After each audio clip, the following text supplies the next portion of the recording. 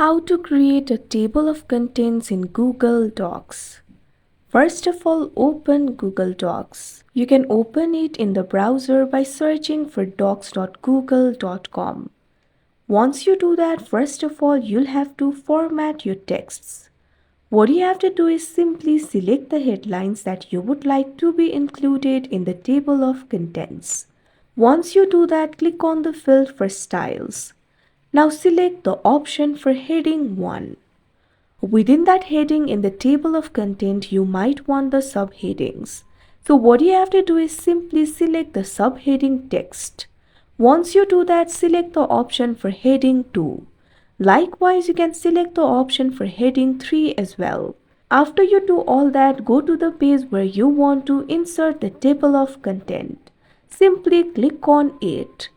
Now click on the option Insert that you can see at top. Over here you'll be able to find the option for page elements. Click on it. You can find the option for table of contents at first. Click on it. You can see various styles over here. Click on the option of your choice. Wait for a while and you can see over here the table of content has been inserted.